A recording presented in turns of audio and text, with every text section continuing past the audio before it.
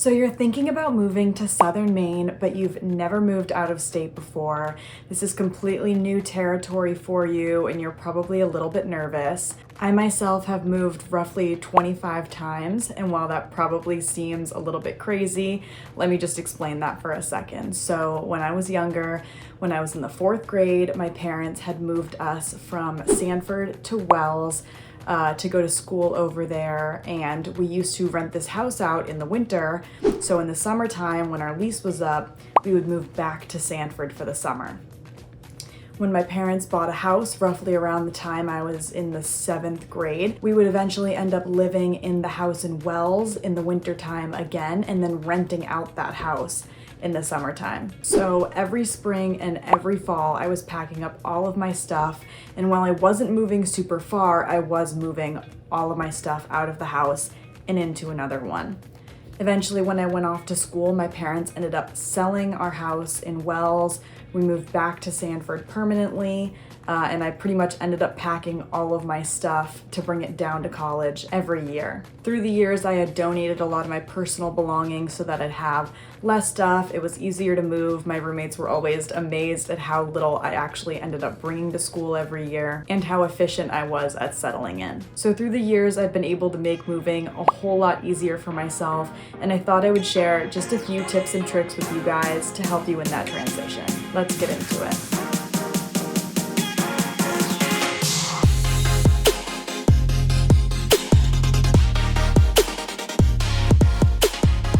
By the way, my name's Margaret, and if you want to know everything there is about living in southern Maine, make sure to subscribe below so you can be the first to know about the market here in coastal southern Maine. If you have any questions at all about making the move to the area, feel free to give my team and I a call, shoot us a text, send us an email, or set up a Zoom. All that information's in the description below. The first thing I want to talk about is a good moving checklist. There is plenty of these on the internet.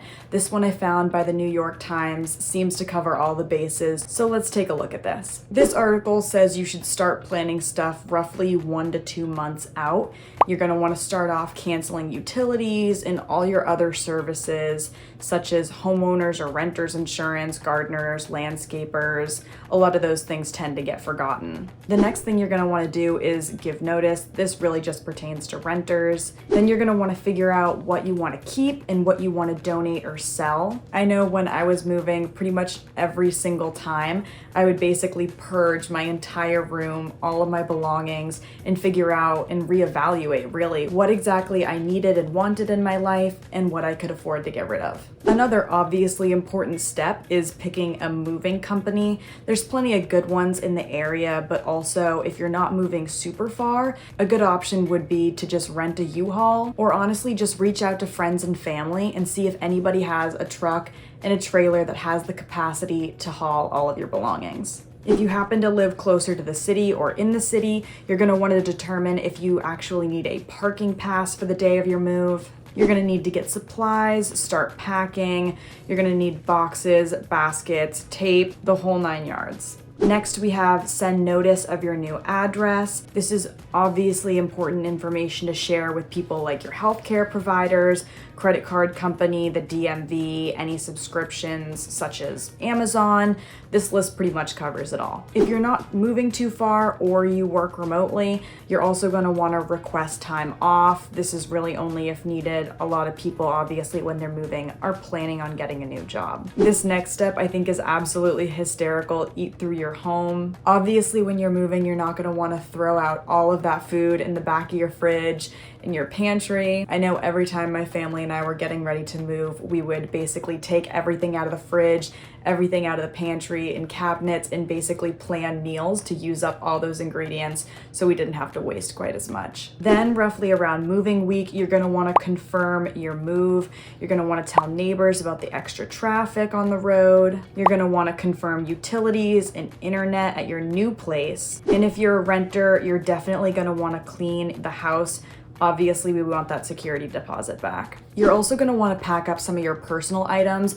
I'll definitely talk more about this later, but a suitcase of your toiletries, maybe a week's worth of clothes, and some extra essential items are key for that first week when you move in. The day before, reminding your neighbors about any extra traffic. You're definitely going to want to have cash on hand to tip your movers. And then on moving day, obviously, you're just going to want to keep your eye on things. You're going to end up closing up the house and return any keys if you're renting.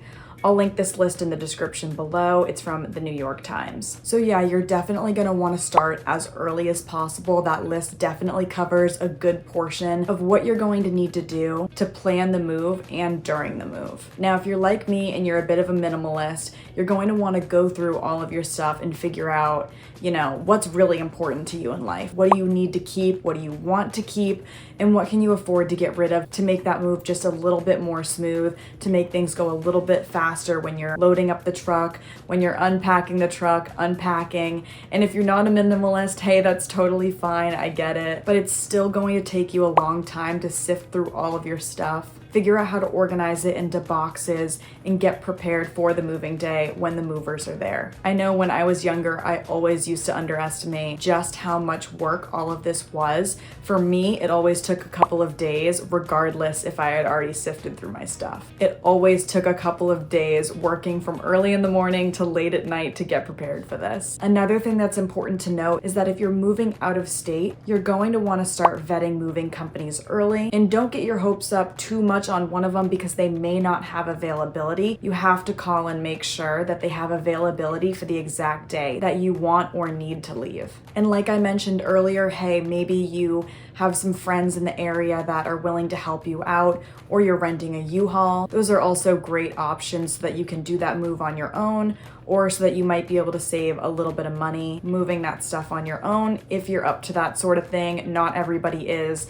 That's an incredibly big task to take on your own, and it's completely understandable if you want to use movers. I know for me, when I was younger, my dad always drove a truck. We actually had a trailer. We would just load up the trailer door to door and absolutely pack it with all of our stuff, and we'd go on our way. But don't get me wrong, this was an incredible amount of work to pack up all of that stuff and unload it once we got to the destination. The next thing I want to talk about is packing a suitcase. We briefly touched on this earlier when we were going over the moving checklist, but packing a suitcase is critical, especially if you're moving out of state and into a new home. Even if the movers are able to load and unload your stuff in one day, you're not going to be able to get all of your personal items unboxed in one day. So you're going to want to pack a bag of your personal items, toiletries, chargers, laptops, really anything you can think of that you would want to have on a day-to-day basis, so that you don't have to worry about figuring out what boxes to pull stuff out of just to go about your day while you're still unboxing everything. The next thing I want to talk about is more of a personal opinion, but it's good to sell or donate as much as you possibly can. A lot of people I've spoken to end up just getting rid of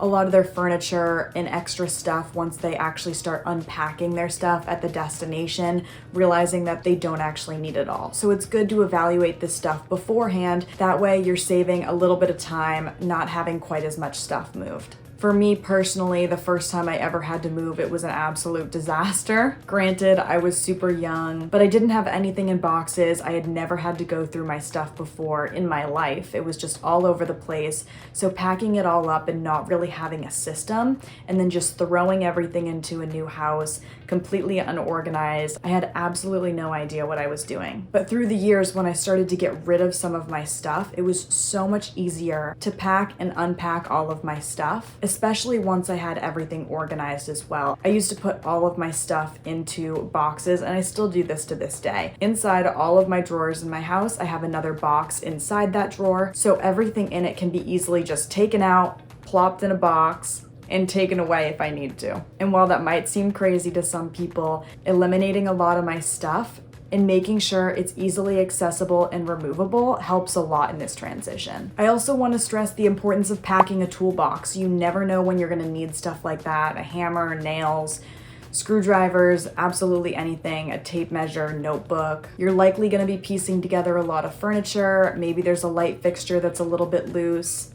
It's just a good thing to have on hand. Now I just want to mention a couple of little things you might forget, such as hooking up your utilities, forwarding your mail, talking to your credit card company, bank, medical providers. Those are some little things to take care of that are often forgotten. All right, so those are my tips for moving out of state, hopefully to southern Maine. I hope you found this helpful. And again, my name's Margaret, and if you have any questions at all about moving or making the move anywhere in the southern Maine area, be sure to give us a call, shoot us a text, send us an email, or set up a Zoom call.